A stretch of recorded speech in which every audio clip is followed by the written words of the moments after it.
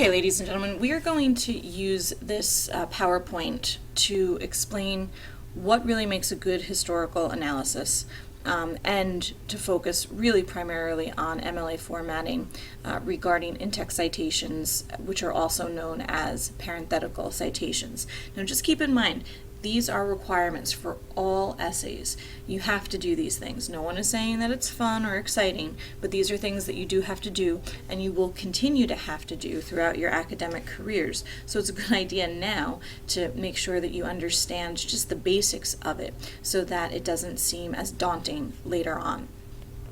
All right, so let's start by taking a look at some of the basics, a thesis statement. Some of you might have already had experience with writing a historical analysis and therefore including a thesis statement, but just as an overview, the thesis statement is going to be the main argument of your essay. It's the main argument, for lack of a better word, that you are going to make throughout the course of your essay. It's what you have to prove. If you don't prove it while you're writing your essay or within your essay, then your essay really hasn't been completed. So make sure that whatever it is that your thesis is going to be, whatever argument you are going to make, you have evidence to prove that argument. Right? Each paragraph needs to prove your thesis. You don't want to contradict yourself. You don't want to say the opposite of what you're arguing. You want to stick to one side. Each fact that you state then must also support your argument and therefore your thesis. And really your thesis should be, for our purposes, in your introductory paragraph. As you go on in your academic careers, it can be placed in other areas, but for now, in these essays that you'll be doing with me, I would like to see your thesis statement in your introductory paragraph, usually towards the end of your introductory paragraph, but it doesn't necessarily have to be the very last sentence of your introductory paragraph. All right, so each body paragraph needs to begin with a topic sentence, and your topic sentence must directly prove your thesis. So it's really one of the main supports of your argument. Then the remainder of each body paragraph really needs to be the evidence that you're going to use to support your topic sentence and therefore supporting your thesis. So a well-developed paragraph should be around 5 to 7 sentences. It certainly can be more than that.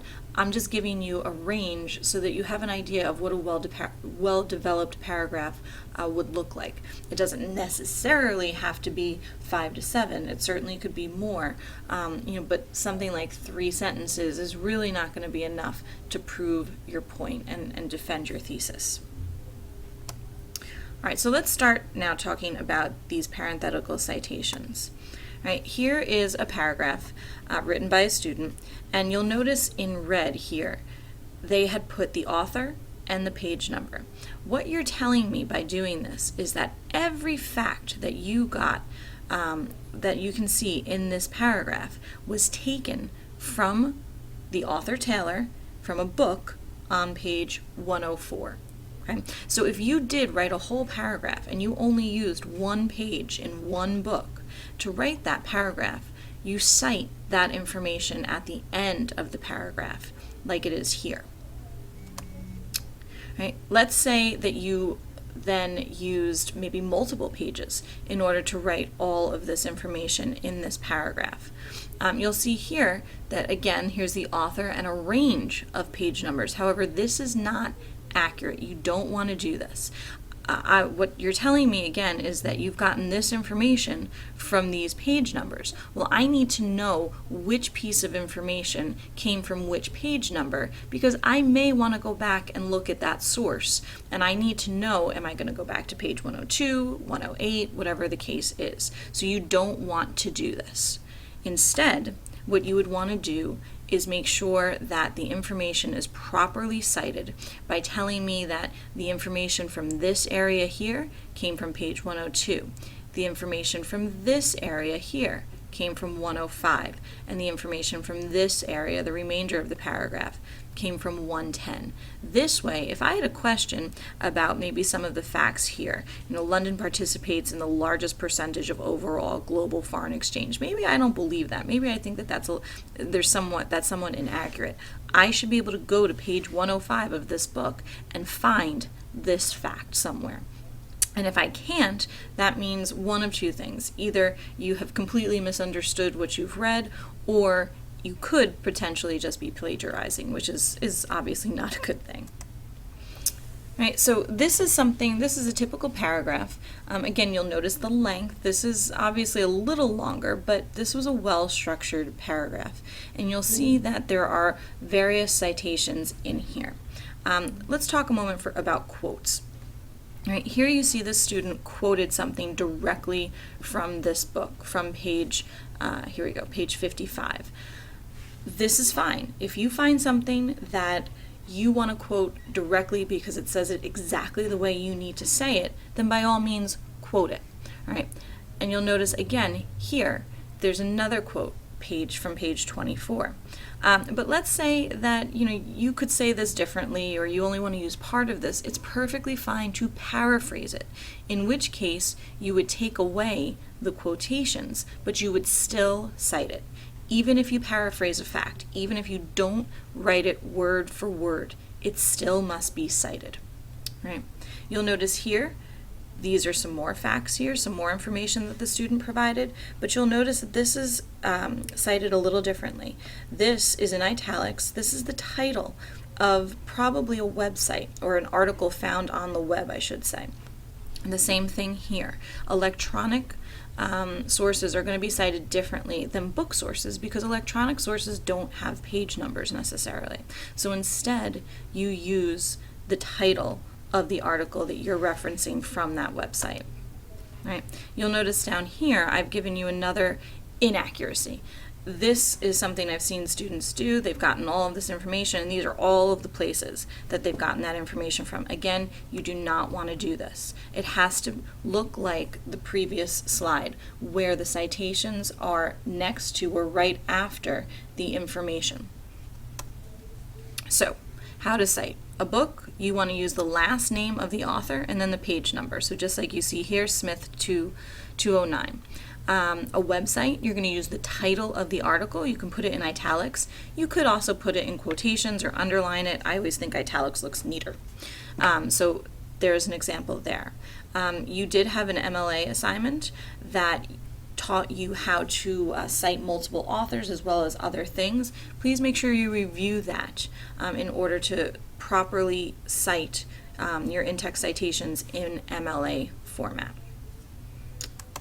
All right, so let's take a look at a quote. Here's a very long quote from The Prince from Machiavelli. Again, sometimes there's a chunk of text that you really want to include, which is fine, but I want to make sure you know how to then properly include that quote. Usually a long quote is 3 or more sentences. So you'll see here it's a quote because there's quotations, and it's cited Machiavelli 109, page 109. In order to properly cite this, though, what we're going to have to do is take away the quotations and indent or justify the margins. So you don't want it to look like this. Instead, here's another example. You'll see that you are introducing the quote, you've indented or justified these margins, you've taken away the quotations, and then you've properly cited it, the author and the page number. There is one inaccuracy here, though, that hopefully you pick up, and that is that the period should come after the citation. Again, just proper formatting. And you'll notice here I wrote, this proves that. You always want to make sure that you analyze your quotes. You never want to just state a quote and then move on. There has to be a good reason as to why you are using that quote. So please make sure that once you've used a quote, whether it be a long quote or a short quote, how does that quote prove your thesis? What is it actually supporting? You need to explain that. You need to do your own analysis of that quote. All right, now the bibliography. Just use EasyBib or Citation Machine or some other website that's out there to properly format each of your sources. All right, in the order, though, people get confused with this, is the following. So sources without an author in alphabetical order of the title go first, then the sources with authors in alphabetical order of the last name of the author. That would be the order of your bibliography. Do not number your bibliography and do not use bullets. Right? The first line of your bibliography is not indented, but the second line or the third line, however many lines there are, will be indented, and it should be single-spaced. So this, ladies and gentlemen, you'll notice again the formatting of the actual source. These are all accurate because we've just used EasyBib to do that, so it's accurate. But this is incorrect because, again, we do not want to number our sources. That's not proper MLA formatting. Right? This is something else that some people like to do. Use these bullets. It looks very nice, but again, not accurate. You don't want to do that. So instead, this is what your bibliography should look like. Each of these sources are single-spaced. Oops, sorry. Each of these sources are single-spaced. You'll see that the first line is not indented. The subsequent lines are indented. There's no numbers and there are no bullets. It's in alphabetical order at first by title of the article because there's no author, and then the sources that did have authors, alphabetical by their last name. All right, ladies and gentlemen, so if you have any questions on any of this, please come see me. These are all really important. You're going to be using this throughout the course of the year, as well as really for the rest of your academic career. So it's important that you get a good understanding, or you have a good understanding of this now. All right, so please make sure if there's anything that was unclear or that you don't understand that you come and see me as soon as possible.